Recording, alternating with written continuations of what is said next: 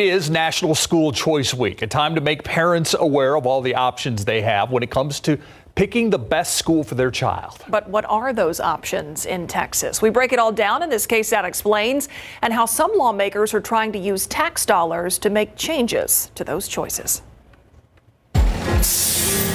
It used to be that kids went to a public school dictated by where they live, or parents paid up for private school. But these days, it becomes pretty overwhelming. Anna Collins is mom to 7-year-old Bo. The thing that I like about school is PE because I get to do it every day. Bo's learning journey is only just beginning, but Anna found out that she had a lot to learn too when it came to school choice. He needed a place that was very encouraging and had a lot of flexibility, but still offered some structure. So the family started looking around. I had no idea how many options there were. You know, there's still a lot of great private schools, free public options, public charter schools that are tuition-free, hybrid schools that have like some homeschooling, some private schools, magnet schools, and there's actually in-district charter schools. Inga Cotton is the founder and executive director of San Antonio Charter Moms. When my son was about 3 years old, we found out that he was on the autism spectrum, and we realized that trying to find the right school for him was going to be a lot harder than we expected. What started as a blog 10 years ago is now a nonprofit helping families navigate school choice and hosting events that connect families with options. School choice is the concept that families know their children the best, and they can look at a range of different schools and education settings and find what's the right fit for them. In 1995, state lawmakers approved the creation of public charter schools in Texas. They don't have to follow the same state laws that traditional public schools do, according to the Texas Education Agency, that allows for more innovation and flexibility. But state law does require charter schools meet certain financial and academic requirements. They're open enrollment, meaning anyone can attend, no matter where they live, and students are selected by lottery. Charter schools are mostly run by nonprofits and get funding from the state, but they don't get money from local property taxes. So the state has a formula, and it's super complicated, but it basically, what they try to do is kind of average out how much are the traditional public schools getting from the local property taxes.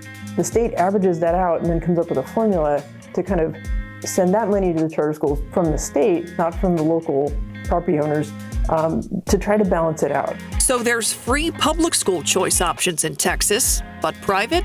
This goes back decades. It's been a debate among Texas lawmakers for years, often referred to as a school voucher program, using public dollars to help parents pay for a private education.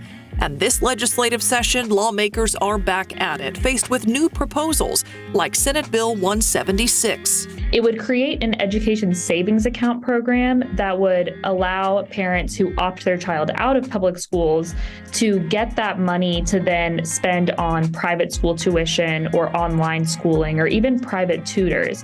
So it amounts to about $10,000 a year. There's also House Bill 619, which would give tax credits to people who donate to private school scholarship funds. House Bill 557 would reimburse parents who pay for a private education.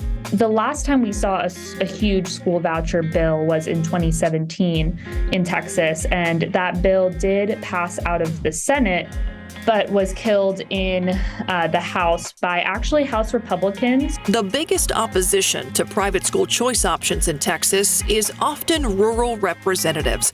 Public schools tend to be key parts of their communities. So even though broadly it's thought of as a more conservative issue, an issue that conservatives are in favor of school vouchers, that's not necessarily the case in rural parts of Texas. But things have changed since the last legislative session in Austin, a pandemic fueled by frustrations among some parents over things like masks and vaccines, added to a cultural shift in COVID's wake. And it's not just a Texas thing. This kind of falls under this larger umbrella of issues that is really kind of gaining steam nationwide. There's a lot of momentum around this whole parental rights kind of bucket of issues, which includes everything from, what school library books should be available to children to how schools should talk about race. The legislative session just got underway. We'll have to wait and see what happens with those bills. But for the Collins family, they made their school choice through a lot of research. I kind of compiled all these questions. I listed what their specialty was, how far from the house was it, is it really drivable for us? How do you deal with wiggly kids? What is the percentage of returning families to your school? They eventually found the perfect place for Bo. He loves the school, he's excited to go to school. But they learned that timing is key when it comes to selecting a school. When you're applying for school choice in schools and, even private schools, that happens about a whole semester ahead of schedule and sometimes further. Sometimes a family will try to make a decision the summer before their child would start a different school. And unfortunately by then, a lot of schools have already held enrollment and they've already held their lotteries. So the fall is a really good time to start your research. And tap into resources that can help guide you. Explore the options because sometimes you'll find something that it just feels like this magical fit. San Antonio Charter Moms hosts School Discovery Day events where families can come meet people from various schools and ask questions. You can find more information about that at sanantoniochartermoms.com. We also have a link posted within this story on our website.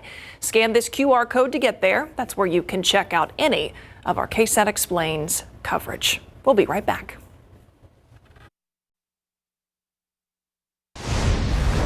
The news around America, the picture of one of the January 6th rioters with his feet on former Speaker Nancy Pelosi's desk, one of the infamous images from that day. Well, today a jury convicted the man in that photo, 62-year-old Richard Barnett, on 8 counts related to the Capitol insurrection. His crimes included entering and remaining in a restricted area with a deadly or dangerous weapon and obstructing an official proceeding. Barnett will be sentenced in early May, but is free on home detention with a GPS ankle monitor until then. He faces up to 20 years in prison for the top charge of obstructing an official proceeding. As of today, the 2023 tax filing season is underway. Things might look a little bit different this year for a lot of people. Most Americans get a federal tax refund every year and look forward to getting that financial boost. But that boost could be smaller this time around. Tax experts say that's because of the expiration of some tax break enhancements that were in effect the previous tax year. If you pay later than the April 18th deadline, you might be subject to penalties and interest. All right, I'm pretty sure I wasn't just seeing things, but it was a bright and sunny day this morning, and boy, did things change around noontime, Sarah. Right, clouds rolled in, temperatures stayed in the 50s today. Now, those clouds are a precursor to the rain we're going to see tomorrow. Here's some things we're going to cover in the forecast in just a few minutes. First of all, a damp morning commute. You're going to want to plan accordingly. There will be some thunder mixed in with the rain, so keep that in mind. We'll be also monitoring for an isolated strong storm or two.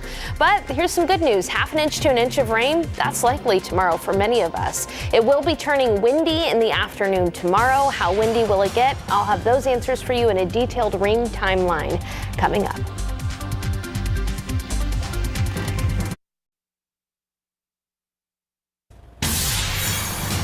Well, some not so surprising news about the Forever stamp. The price is going up yet again. The stamps that never expire went up 3 cents on Sunday to 63 cents. The U.S. Postal Service announced the increase back in October. Yeah, other types of shipping also went up. First class mail, a little than 4% more expensive. 1 ounce metered mail now costs 60 cents. Domestic postcards, 48 cents. In the buzz today, the Mega Millions lottery, not the only lottery game that can generate some buzz. The Powerball jackpot for tonight, a little more than $500 million. The $502 million is a far cry from the top 10 jackpots, but that's still some serious money. Yeah, the biggest prize back in November, $2 billion. If there's a winner tonight, the cash option would be a check for $271 million, but that is highly unlikely. You are 19,000 times more likely to get struck by lightning than win the lottery. Somebody's got to win. Yeah. Eventually. All right, grab a slice. Today is National Pie Day. The day is marked to celebrate all kinds of pies, including fruit pies, berry pies, cream pies. People have been enjoying pie for a long time. Yeah, pie making goes all the way back to the Egyptian Neolithic period. Sure you're familiar with that. To celebrate, you could bake your own or go out, buy one, and enjoy it with family and friends. No matter how you slice it, be sure to use hashtag National Pie Day to post on social media. All right. Favorite pie? Yeah, what's everyone's favorite? Cherry for me. Cherry pie. I was going to say cherry or banana cream. Ooh, also yeah. a good pie. I'm all American, baby. Dutch apple. Dutch. All-American Dutch apple. All right, I see what I did there. Let's just go with apple pie. Apple How does pie. that sound? Okay, there you go. All I right. like that. Yeah. That was funny. Okay, kicking off the weather with a joke here, but talking about some serious things and the fact that we're going to have some rain during the morning commute tomorrow. Let's take a look outside right now, and you can see that it is windy. It's 57 degrees, and those winds are sustained from the east-southeast at 21 miles per hour, already seeing a few gusts of up to 25, 30 miles per hour. All of that wind is going to bring up the humidity just ever so slightly, so that way we can have enough moisture in the air to produce some rain early tomorrow morning. But if you're planning your evening, know it's going to be chilly and breezy. We'll be in the 40s by midnight, and rain will begin west of San Antonio after midnight. All because of this low pressure system moving into West Texas as we speak. You can see we're already starting to see some rain in West Texas. There's some snow with this too, and it is actually going to snow across many parts of Texas tomorrow. The Panhandle, North Texas, all expecting some snow from this very dynamic system. Not only is it going to be producing snow for parts of Texas, but also heavy rains in East Texas and severe storms from Houston, Galveston, all the way down to Bay City and potentially Victoria. More on that severe thunderstorm threat for parts of East Texas coming up in just a bit. But first, let's get you through the day tomorrow, because in San Antonio, again, we're going to start to see some rain in the pre-dawn hours tomorrow. Here's the time check for you. This is a look at 10 o'clock tonight. You can see that a few showers will be developing west of San Antonio through the overnight hours. You may hear a little bit of rain outside while you're sleeping later on tonight. But then early tomorrow morning, pre-dawn, just before sunrise, we're going to start to see some scattered activity around San Antonio. This is going to cause some headaches on the road early tomorrow. We do not anticipate a ton of flooding issues, but you know how it gets in the morning hours during the commute when there's any kind of precipitation out there. So please plan accordingly. Then by about 8 o'clock, again, more scattered activity. That front will be moving through the hill country. And right around the mid-morning hours, that's when we could start to see some heavier rains around San Antonio. We're talking about 10 o'clock, so a little after the morning commute. But it does look like we could have some rumbles of thunder as well. Thunderstorms are possible to be embedded within the shower activity as that front moves through. We'll be starting to see clearing skies as early as noon tomorrow around San Antonio, with the heavier rains and more organized severe storms potentially out toward Gonzales, Cuero, Karnes City, Lavaca County, Hallettsville, Victoria. As that front gets into that deep Gulf of Mexico moisture, that's where we could see some issues with severe weather. But here in San Antonio, although we'll be monitoring for a strong storm or two, really the severe threat is east. This is a look at 5, 6, and you can see we're going to see tons of sunshine even after that. So a morning of rain and an afternoon of sunshine in San Antonio. And again, it's the areas like El Campo, Palacios, Bay City, Victoria, Galveston. There could be some tornadoes out there southeast of our viewing area toward the coastal bend. So we'll be keeping an eye on that. But again, here in San Antonio, notice that the Storm Prediction Center has not put us under that risk for severe weather, although we'll be keeping an eye on things. As far as rainfall goes, really healthy rainfall totals out east. Houston, Galveston up to 3 inches. But here in San Antonio, we'll see a ½ an inch to an inch of much needed rain. For the month of January, we've only seen 1/100th of an inch of rainfall. So we could be getting a month's worth of rain tomorrow morning for us. Waking up cold, and with that rain, temperatures in the 40s. And then right around 9 to 10 to 11, that's when we have our best chance for healthy rain in San Antonio. Rain will be coming to an end in the afternoon, and it's going to be getting windy and sunny. A high temperature of 60 tomorrow, but gusts up to 35 to 40 miles per hour are possible behind that front. So keep that in mind. There could be some fire danger depending on how much rain we get in the early morning hours. Cold in the mornings, near freezing on Thursday morning. High temperatures only near 60 degrees, guys. All right, bring on the rain. Thanks, Sarah. We'll be right back.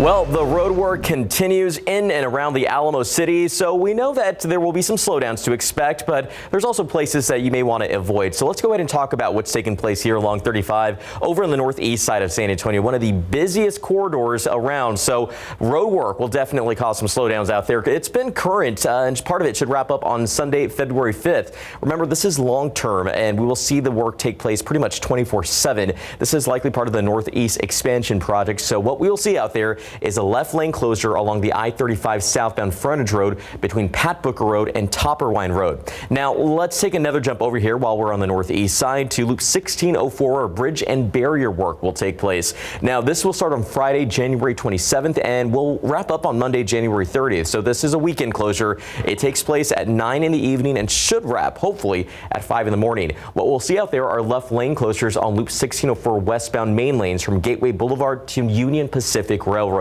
All right, one more for you guys here off Loop 410 on the west side of San Antonio, rail repairs. Now this started on Sunday, January 22nd, and should wrap tonight, Monday, January 23rd. It does begin at 9 in the evening and should finish hopefully at 5 in the morning. What we'll see are double westbound main lane closures right there at Fredericksburg Road. But if you want to stay in the know before you go, scan this QR code that is now on your screen. That will take you to our KSAT traffic page. We have a full list of all the current closures, so make sure to plan your commute ahead of time.